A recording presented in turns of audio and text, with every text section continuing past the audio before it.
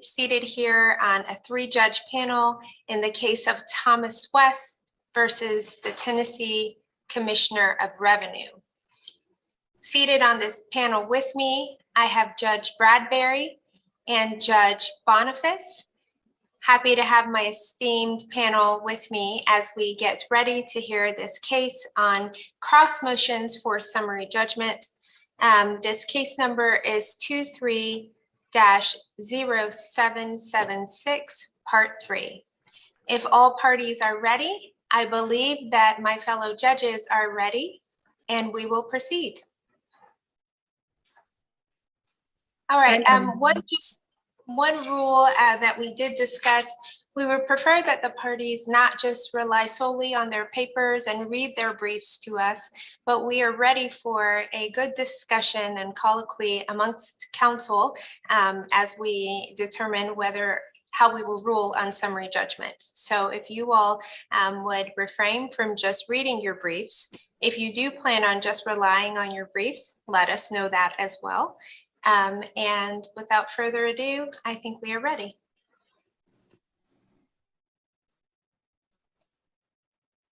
Your Honor, who should go first?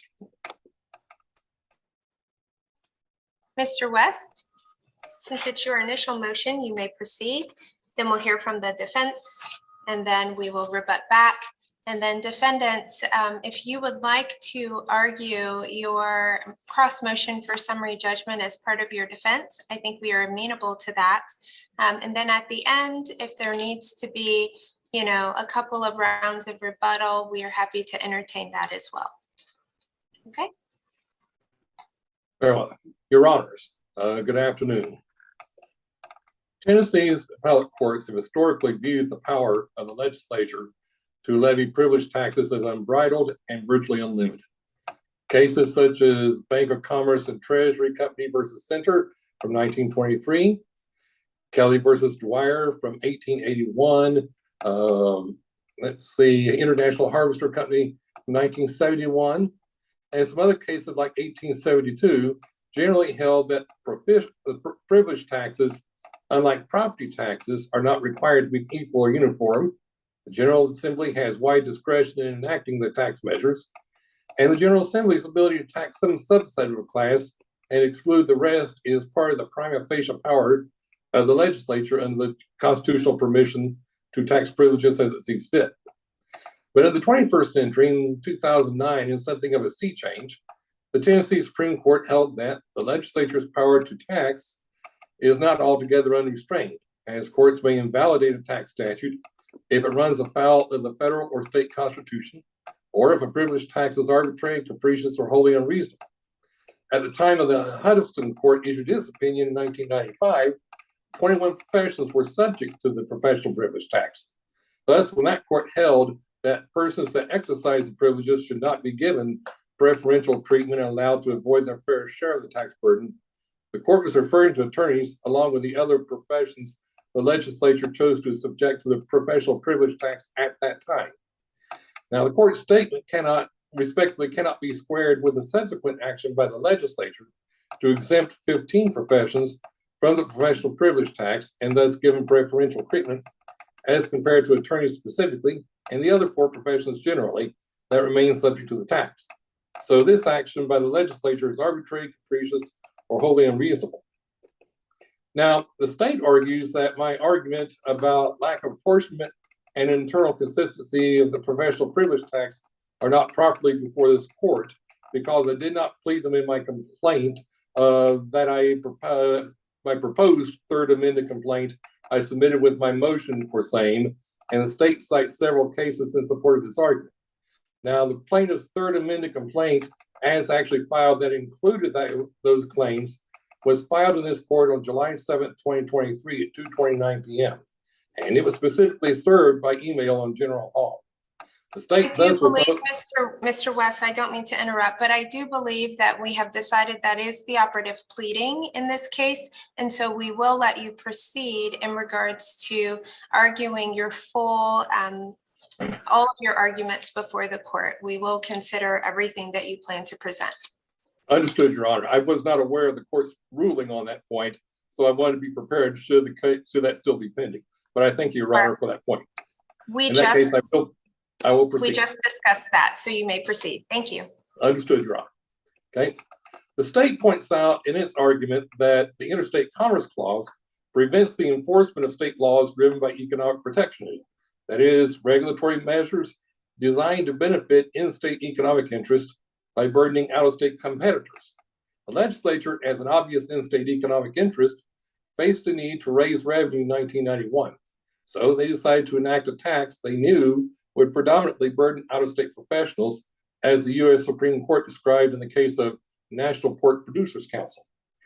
Like the U.S. Supreme Court said also in Barnwell Brothers, when the tax is of such a character that its burden falls principally upon those without the state, legislative action is not likely to be subjected to those political restraints which are normally exerted on legislation where it affects adversely some interest within the state. The legislature's action was an overarching strategy affecting all tax professions, not just attorneys or doctors or stockbrokers or some other tax profession. Accordingly, the fact that most attorneys are Tennessee residents is not relevant, as long as some attorneys are non-residents. If the plaintiff was a resident of Tennessee, I expect the state would argue that the plaintiff lacks standing to bring any interstate commerce claim, and the state probably would be correct. But the state's argument that plaintiff's standing is limited to attorneys is not relevant to this case. The state cites a U.S. Sixth Circuit case, American Beverage Association versus Snyder, for the proposition that to determine whether a state regulation purposely discriminates within interstate commerce, we turn to the actual language of the statute.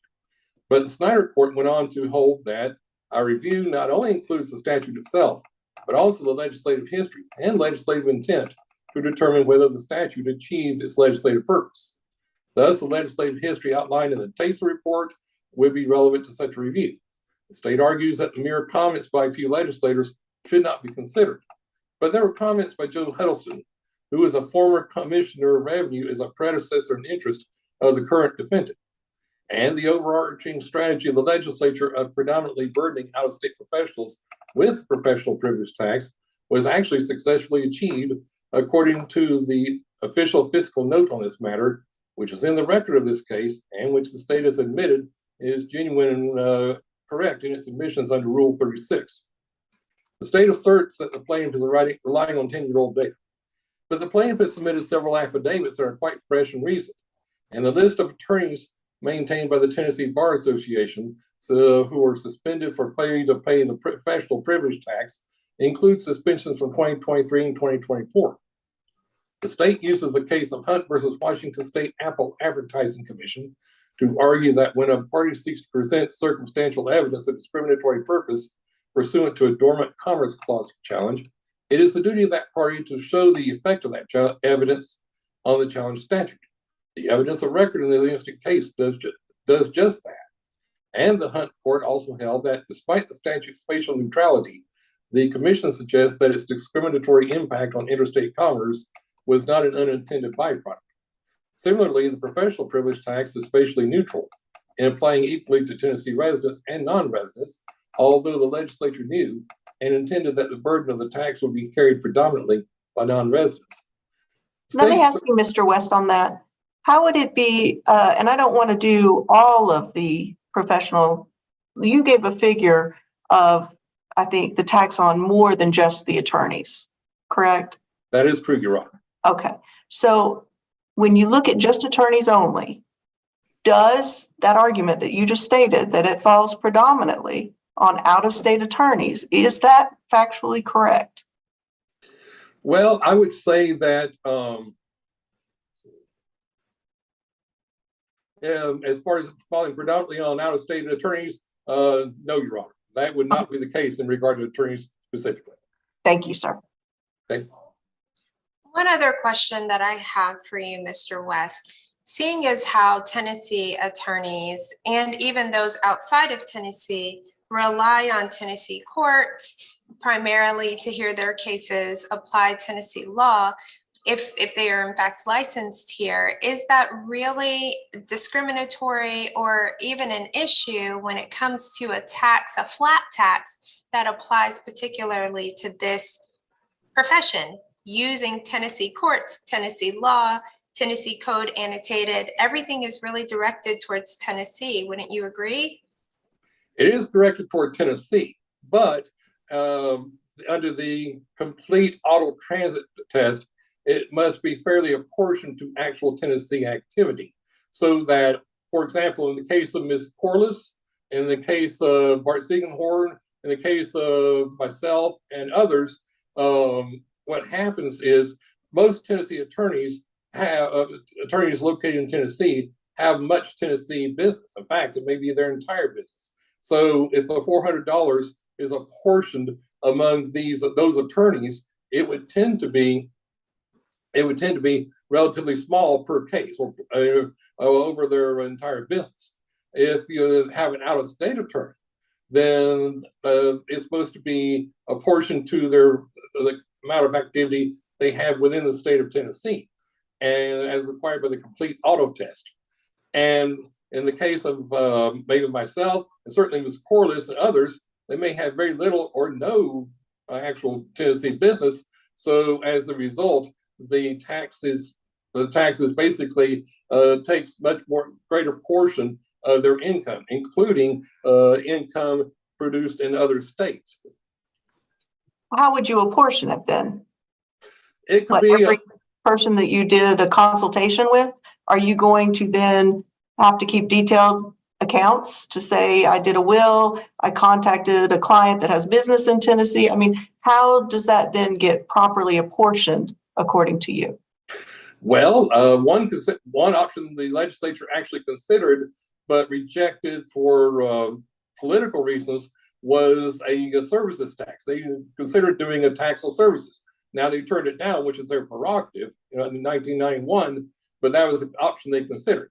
And under the rules of professional conduct, attorneys are required to maintain precise records of what they take in for fees, what they take in for court filing fees, and otherwise is required to be maintained in an operating account or a trust account, as the case may be, for reasons not related to taxes.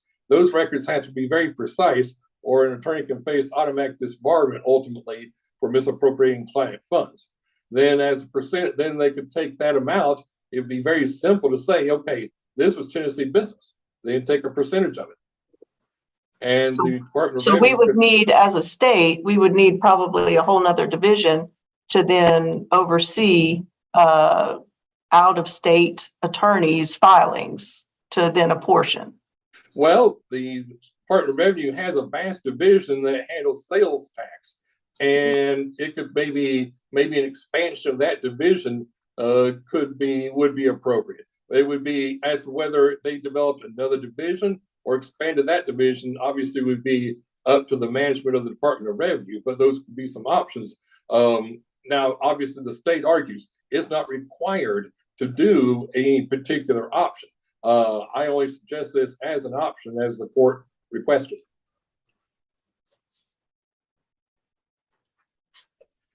Mr. West, I have a question. Are you finished, Judge Boniface? Go ahead. My question is regarding the standing you have to bring this suit for the remaining professions. And is there, number one, is there a differentiation between your Article 2 argument for the standing for that argument and then standing for your Dormant Commerce Clause argument? Should we differentiate either of those?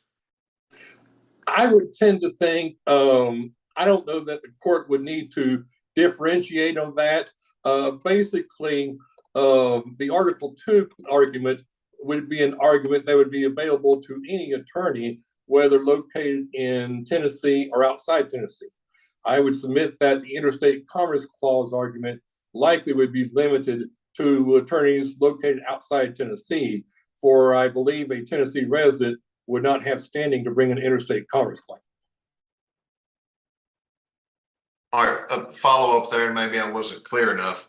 I interpreted these pleadings as your Article 2 argument was for all of the professions, for us to declare this unconstitutional as to the remaining professions that are still being assessed the privilege tax? That would be the thrust of my argument, but as I said, one of my later pleadings, were the court to choose to find the tax unconstitutional insofar as attorneys only, or all remaining professions, or just spatially, I would leave to the sound discretion of the court. In either which options, attorneys would wind up no longer having to pay the tax, which is the ultimate objective of my case.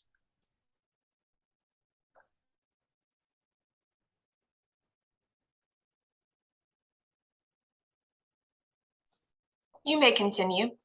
Thank you, Rob. Let's see. There you go. The state asserts that as a flat tax, a professional privilege tax on attorneys need not be fairly apportioned. In support, the state cites the case of American Trucking Association versus Michigan Public Service Commission. To say, nothing under the case law suggests that such a neutral, locally focused fee or tax is inconsistent with the Dormant Commerce Clause. But that court also stated that the record doesn't show any special circumstance suggesting that Michigan's fee operates in practice as anything other than an unobjectionable exercise of the state's police power, which is the power to regulate trucks, transportation, and the like. Professional privilege tax, by contrast, is expressly by statute not a regulatory fee, but a revenue-raising tax, which the state does not use its police power to levy.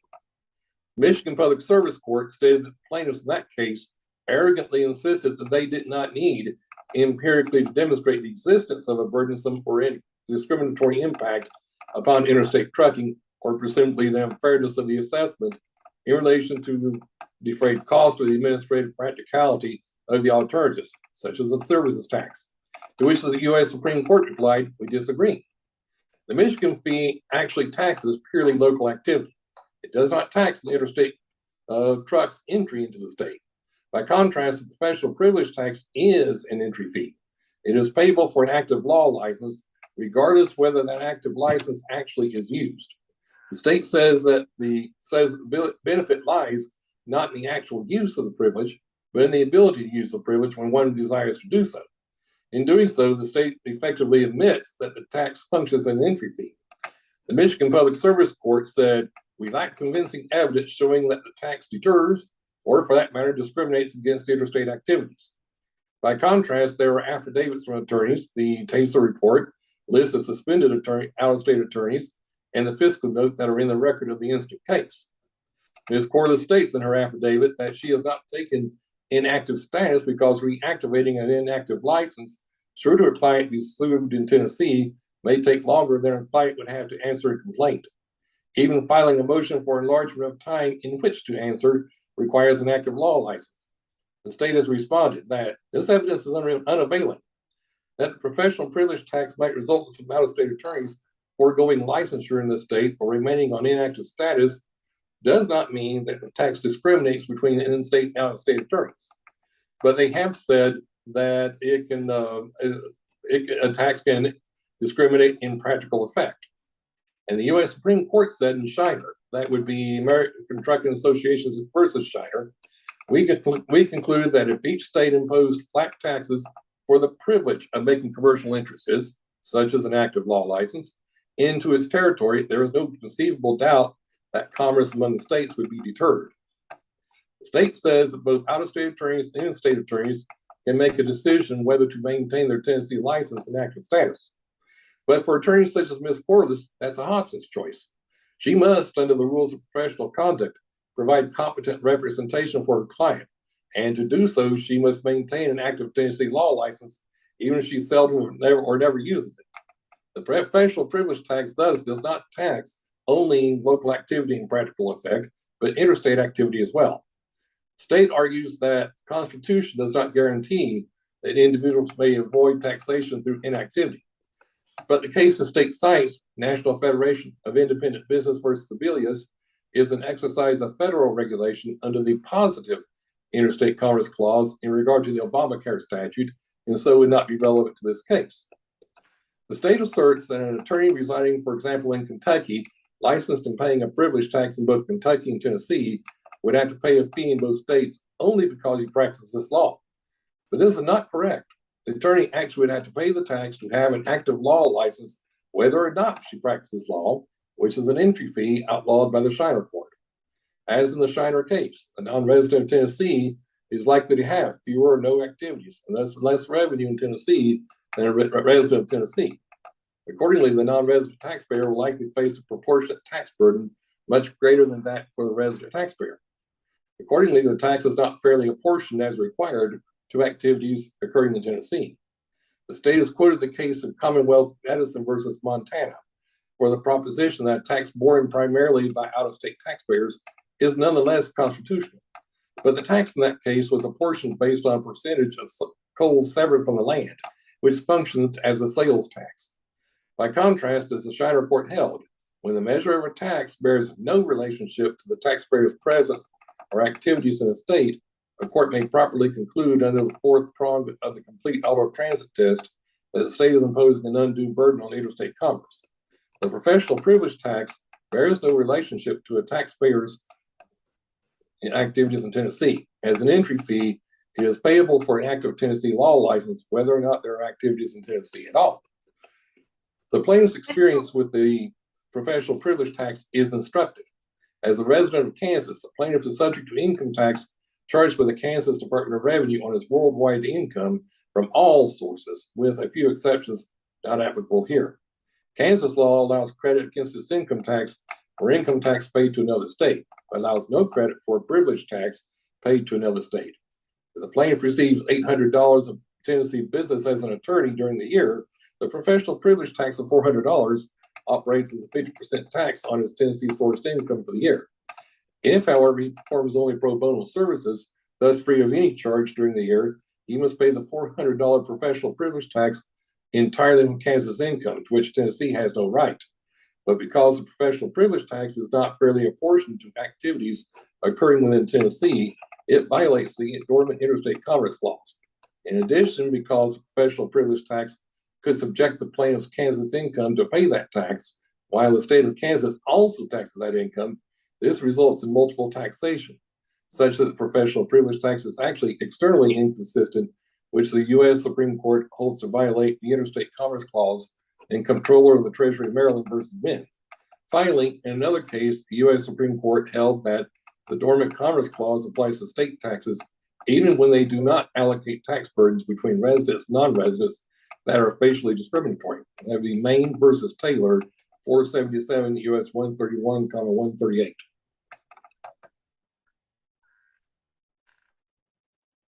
That's my presentation, Your Honors. All right, Judges Bradbury and Judge Boniface, do you all have any further questions for Mr. West at this time? I do not. Judge Bradbury? I do, thank you. I have one question, Mr. West. If all 21 of the professions that were originally taxed were still paying today and the legislature hadn't changed the law to resulting in now only 6, would you still have a case in this court today? Yes. I'm not certain I would have a case insofar as Article 2, Section 28, but I would insofar as the Interstate Commerce Clause, because that still applies regardless of the profession. As the state would point out, my standing is based on my fact that my own profession, that of an attorney.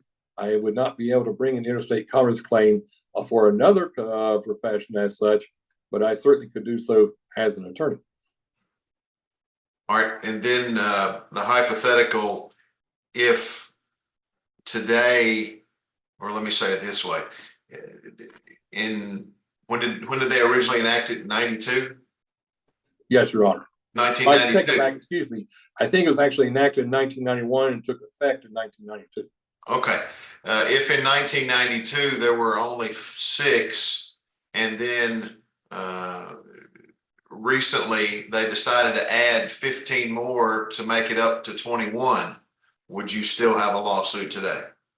Yes, I would, for the same reasons. In other words, I'm not, as for Article 2, Section 28, I am not as certain, but insofar as the interstate commerce claim, the basis for which I have that claim still applies, regardless of the number of professions that's actually taxed. It is the function of tax as a flat tax that makes that salient for an interstate commerce claims. All right, thank you, Mr. West. You're welcome, Your Honor. All right, Mr. West, we are going to cede the floor to Ms. Hall. Please be prepared for rebuttal. Ms. Hall, are you ready? Yes, thank you, Your Honor. You may proceed. Good afternoon, and may it please the court. My name is Laurel Hall, and I'm here on behalf of the state.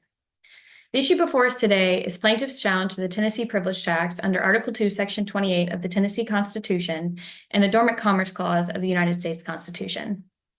It's our position that existing case precedent forecloses any arguments raised by the plaintiff and that he has not met his high burden in establishing that the statute violates either constitutional provision. For these reasons, we request our motion for summary judgment be granted and plaintiff's motion for summary judgment be denied. As you heard, the professional privilege tax imposes a $400 tax annually. As originally enacted, it applied to 21 professions, but over time has been phased out. The tax today applies to attorneys and 4 other professions. Now, Article 2, Section 28 of the Tennessee Constitution grants the General Assembly wide taxing powers, specifically the power to tax merchants, peddlers, and privileges. Now, there are only 2 requirements the General Assembly must adhere to. 1, it must be an activity or occupation for which the state affords some measure of protection and support. And 2, it cannot be arbitrary, capricious, or wholly unreasonable. Now, plaintiff does not dispute that the practice of law is an occupation which the state affords some measure of protection and support. Rather, he argues that exempting some professions while continuing to levy a tax on attorneys is arbitrary, capricious, and wholly unreasonable. However, he only has standing to bring challenges against the privilege tax as it applies to attorneys. He has not demonstrated a standing as to the other occupations. And for this, we do request that all of his claims, both under Article 2 and the Commerce Clause, be limited to the tax as it applies to attorneys. Now, the excerpt plaintiff quoted in Cox versus Huddleston, which he says prevents the legislator from phasing out the tax, was taken from their discussion surrounding whether the practice of law was a privilege that could be taxed. The claimant in that case was arguing that it wasn't a privilege, but a vested right. The Court of Appeals disagreed and held that the practice of law was indeed a privilege that could be taxed. It was not stating, however, that all privileges must be taxed, as plaintiff is alluding. Rather, the Court of Appeals held that the determination for which privileges and which occupations should be taxed falls within the domain of the General Assembly. Now, plaintiff makes no other arguments nor provides any additional reasoning to support his claim that the privilege tax violates the state taxing power. And plaintiff's incorrect analysis in Cox is insufficient to meet his burden in establishing a constitutional infirmity. A burden that says statutes are presumptively constitutional and the challenger must establish that no set of circumstances exist under which the statute as written would be valid. Plaintiff has not met this burden. Rather, case precedent establishes the opposite. The Tennessee Supreme Court in International Harvester versus Carr held that the General Assembly has the power to tax a subset of class and exclude the rest. The court reasoned that to hold otherwise would subject the taxing power to an intolerable supervision. And that's exactly what the plaintiff is seeking here today, to force the state to tax everyone in perfect uniformity and equality. But that is not required under the Tennessee Constitution nor the United States Constitution, and it would render the state's taxing power obsolete. Further, the practice of law has unique features that justify its continued taxation, even if all the other occupations are exempt. There's nothing arbitrary, capricious, or wholly unreasonable about the state implementing a tax on the practice of law when they so heavily rely on state-funded courts and resources for their operation. Now, a state tax challenge under the Dormant Commerce Clause is evaluated under the test laid out in Complete Auto Transit. And their tax is constitutional when it's applied to an activity with a substantial nexus to the taxing state. It is fairly apportioned. It does not discriminate against interstate commerce, and it's fairly related to the services provided by the state. Plaintiff challenges the statute under the discrimination prong, and his sole legal reasoning for claiming the tax discriminates is because the majority of the tax as to all occupations is paid for by non-residents. Now, discrimination can occur in three ways: on its face, purposefully, or in practical effect. Nothing about Ms. Hall, isn't Mr. West basically saying that the implication of the $400 tax is in effect, it's practically discriminatory, because when you have the subset of attorneys who practice outside of Tennessee, yet have to keep their licensure in order to do any business in Tennessee, they in effect are paying more of a tax than maybe a Tennessee attorney would be. Is that correct? I believe that is plaintiff's position, and I'm going to discuss why it doesn't hold weight. First off, that decision whether or not to pay the privilege tax is not just for out-of-state residents, right? I mean, there's people who work in government who have a law degree that also have to make that decision. It doesn't discriminate just against out-of-state residents. Also, when we're looking at practical effect, it requires a threshold showing that the statute imposes a greater burden on interstate entities than intrastate entities governed by the same statute. So that would be the inverse of his argument, basically saying that out-of-state professionals are taxed more than our Tennessee professionals who hold a law license. Isn't that right? Correct, exactly. The Tennessee Advisory Commission on Intergovernmental Relations report that he cites proves that, right? It shows that 18% of attorneys in 2016 paid the professional privilege tax resided out of state. So he can't meet the burden of showing that threshold that a greater burden is placed on interstate commerce and economic actors. And even if he could, that also would be insufficient, Your Honor, because as we saw in the Supreme Court decision Commonwealth Edison versus Montana, which plaintiff referred to was a sales tax on coal, the court held there was no real discrimination in this case. The tax burden is borne according to the amount of coal consumed and not according to any distinction between in-state and out-of-state consumers. Now, plaintiff in that case raised the same argument that Mr. West is arguing today, but the court did not find it persuading that the tax was paid primarily by out-of-state consumers. And in the end, they held that it didn't violate the Dormant Commerce Clause. Now, case based just on the numbers, Tennessee professionals pay the lion's share of that tax. Is that right? correct, Because based on the numbers provided by Mr. West. Yes, Yeah. okay. And it does appear they are slightly out of date. I believe it was from 2016, the report, which I want to note the court. Okay, thank you. The only other type of discrimination we haven't discussed is purposeful discrimination. I'm Yes. sorry, I want to stick on that just 1 second, just for clarification. When did the legislature reduce the number of professionals from 21 to 5 or 6, whatever that is?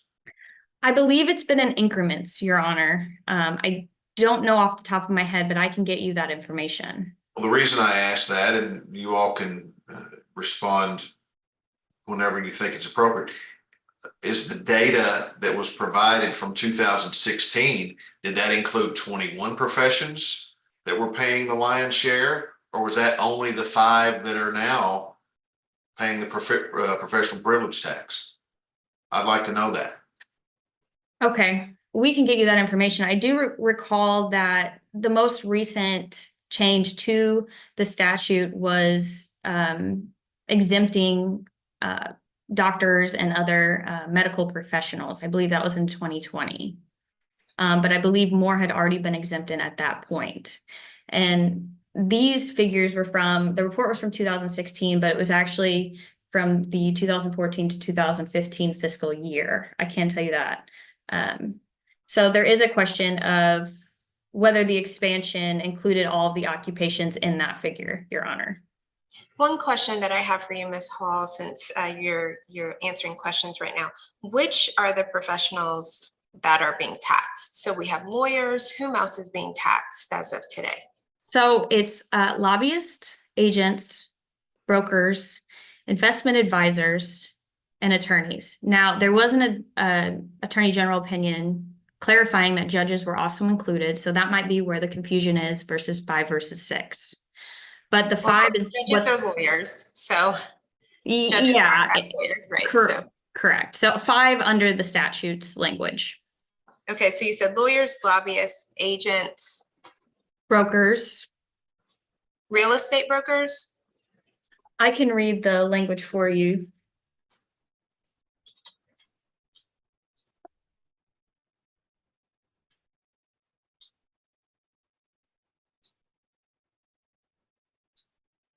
There is a levy tax on the privilege of engaging in the following vocations, professions, businesses, or occupations. Persons registered as lobbyists pursuant to section 36302. Persons licensed or registered under Title 48, Chapter 1 as A, agents, B, brokers, dealers, and C, investment advisors. And 3, persons licensed as attorneys by the Supreme Court of Tennessee. Thank you. Now, to determine purposeful discrimination, I believe we didn't discuss facially. There's nothing on the statute on its face that shows discrimination because all attorneys residing in state or out of state are treated equally, and I don't believe Mr. West has made this argument. Now, to determine purposeful discrimination, we again look at the language of the statute, and that's because the language of the statute is the best indicator of its purpose. And as we just stated, nothing in the language shows discrimination. Now, insofar as plaintiff relies on the statements of legislatures, a finding of purposeful discrimination cannot depend upon the subjective intent of individual lawmakers. Now, this is because courts have determined such reliance would render identical statutes constitutional or unconstitutional based on the whims of the individual lawmaker's thoughts. Now, the Tennessee Court of Appeals and DirecTV held that statutes are drafted by multiple persons, right, with conflicting objectives. As such, there will be no single objective, and discretionary interpretation favors some over others. This is why legislative history is unreliable.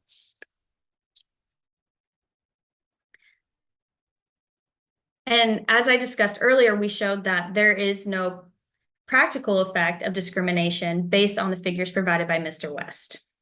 And since plaintiff has provided no further evidence, he has not met his burden in establishing the statute discriminates against interstate commerce facially, purposefully, or in practical effect. Now, plaintiff has raised new claims not previously pled in the complaint, which my understanding today is the court has agreed to let those in. So I'll go ahead and skip this argument. But in any event, those arguments also fail on their merits.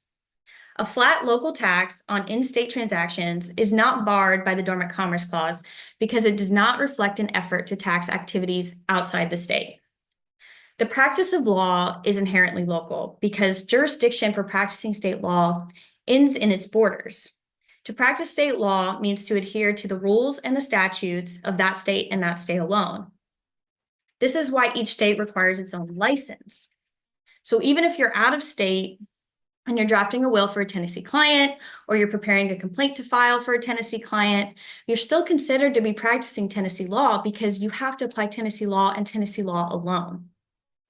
And if you're availing yourself to the privileges of the laws passed by the Tennessee General Assembly and the resources provided by the state-funded courts, then it's more than reasonable for you to share in the tax burden it requires to provide you with those privileges. But even still, you can opt out. The privilege tax does not apply to those declared inactive or retired by the licensing board. And even if some professionals decide to become inactive to avoid paying the tax, that does not mean the tax discriminates. The Tennessee Supreme Court acknowledges that the effect of a tax can increase the cost of doing business, but that does not mean the tax is being used to place interstate commerce at a competitive disadvantage.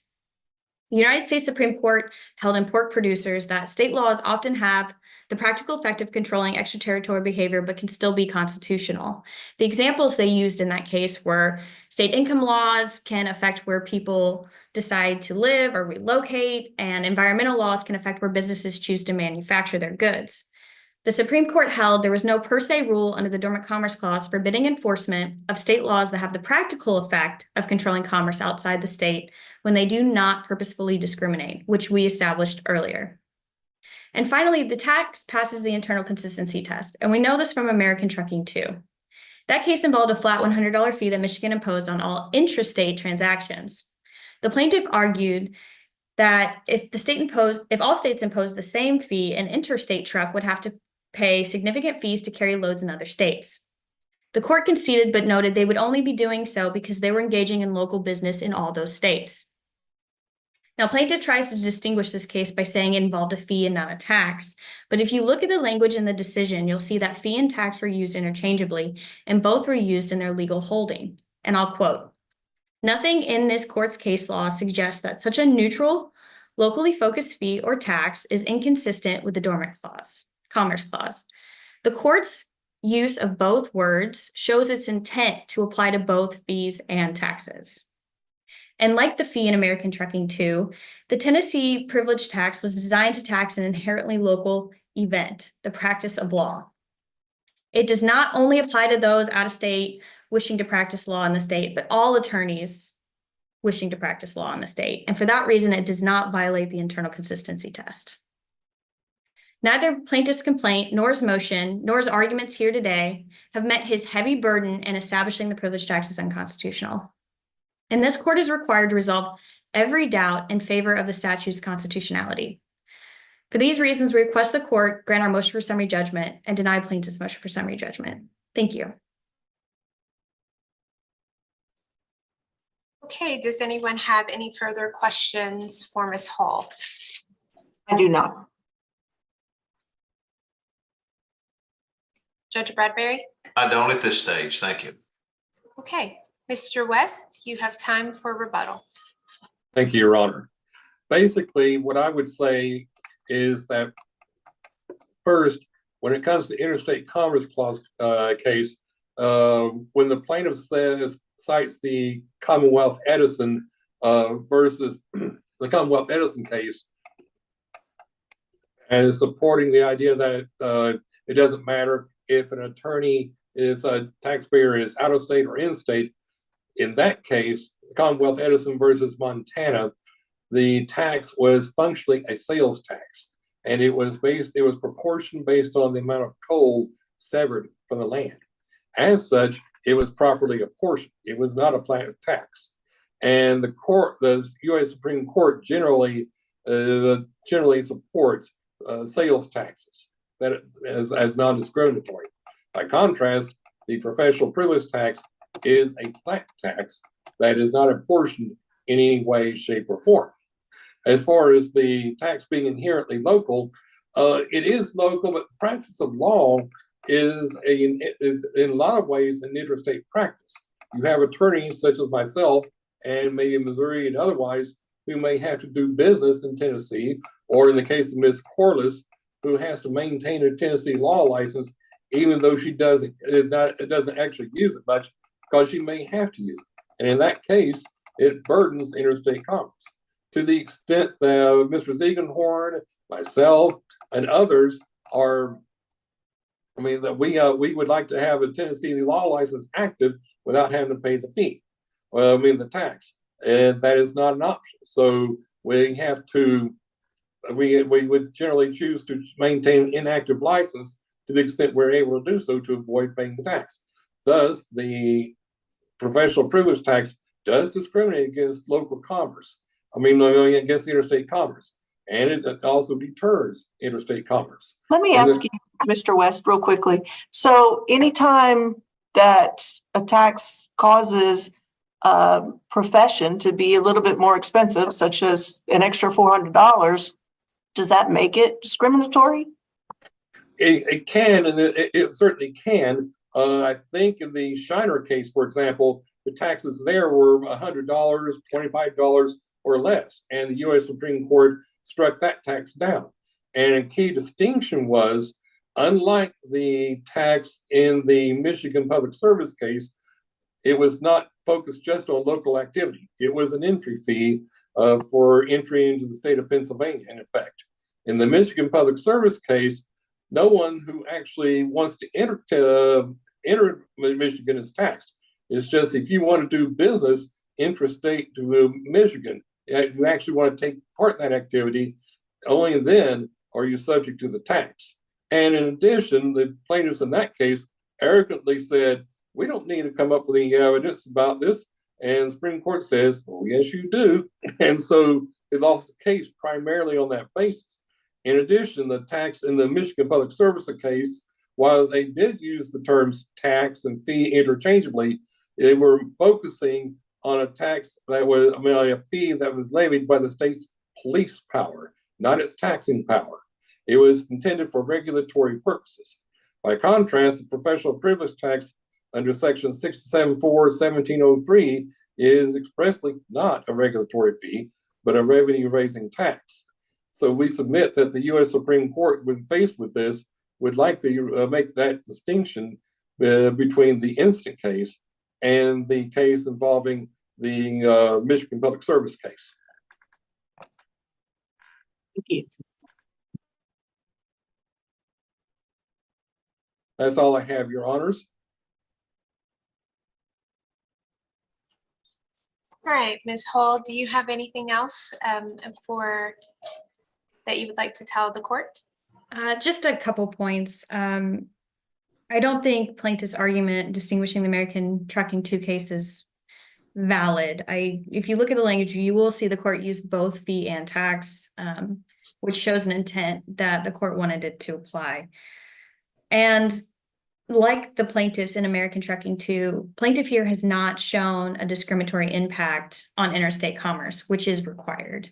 So I think in that respect, it also aligns.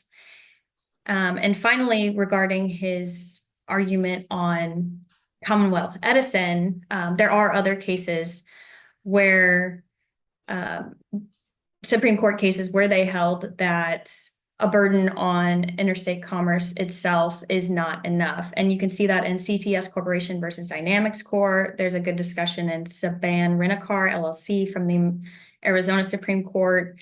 And then there's also the discussion in New York Pelt Welfare Association from the Second Circuit.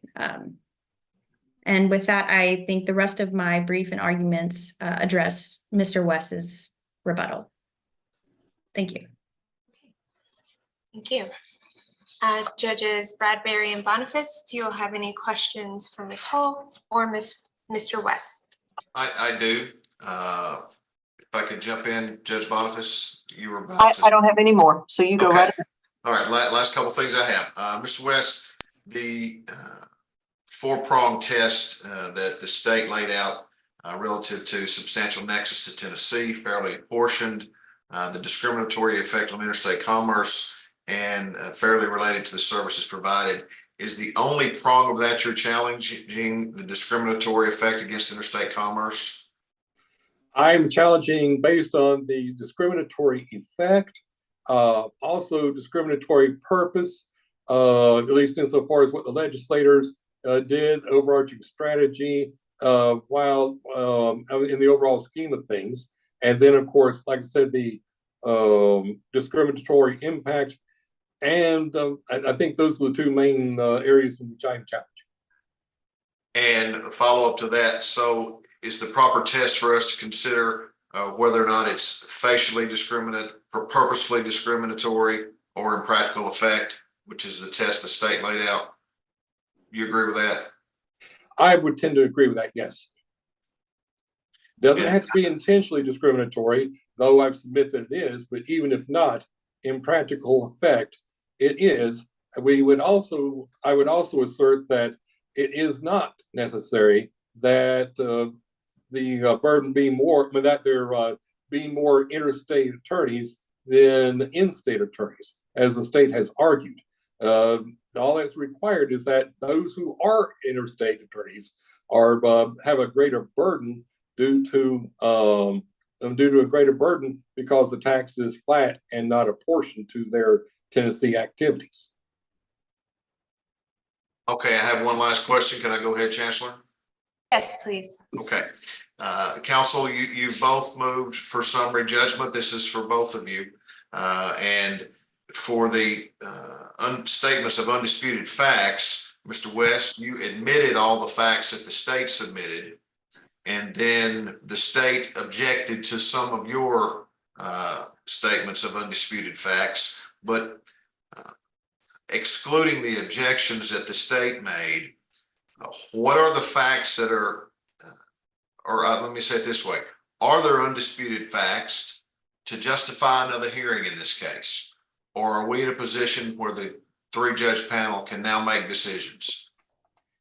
I would submit that if the court, the judges of this court were to review my statements of undisputed fact, and in this case, the affidavits, the fiscal note, and the cited portions of the TASER report, it would have all the facts it would need for ruling in this case. Ms. Hall? Not considering our objections, Your Honor, I do believe the court is in a position to make a decision on its merits. All right. Thank you, counsel. I appreciate your argument today. Thank you, Your Honor. Thank you. I have one question to follow up with Judge Bradbury. We touched base a little bit on this 2016 commissioner report. I believe it's called the TACIR report, and it being a little bit outdated. Are there any more current reports that we should be looking at if we are going to rule upon the merits in this case, so that we have the actual current data? Or are you all agreeing that this 2016 data is in fact the data that we should look at? Your Honor, I'm not aware of a subsequent report beyond the TASER report at this point. It indicates the history of what actually happened insofar as the percentage of of attorneys, professionals who are taxed by this tax in general. That's what for reference to that the fiscal note would indicate that. As far as how many, as far as the rest of it, it's the historical note in it would be there. But as far as any more current data, the main current data, I think, would be the list of suspended attorneys, plus, of course, the fresh affidavits that were done, I think, in late 2023, early 2024, that are also in the record. Ms. Hall, would you agree with that? Your Honor, we don't believe that legislative history should be considered in this decision because of its unreliability, and we believe the statute of the language is clear. We also have concerns regarding the age of the report. I did look to see if there was a newer report that has been issued. I did not find one. But for those reasons, we would like to rest on our objections of it not being relevant and not speaking for the purpose of the statute. And that similar with the list plaintiff was referring to attorneys who have not paid the tax. I think that's speculative for why it wasn't paid. I don't think it's relevant to the issue or the decision you're making here. Okay, thank you. Thank you. Is there anything else? No, Your Honor. Mr. West? Well, Your Honor, I would say I thank the court for its time and attention in the handling of this case. I really appreciate its time and effort. All right, thank you. Well, thank you all so much for your zealous advocacy and your written papers. Myself, Judge Bradbury, and Judge Boniface will take this matter under advisement, and we will issue a ruling on the papers. Thank you so much. Thank you, Your Honor. We are adjourned.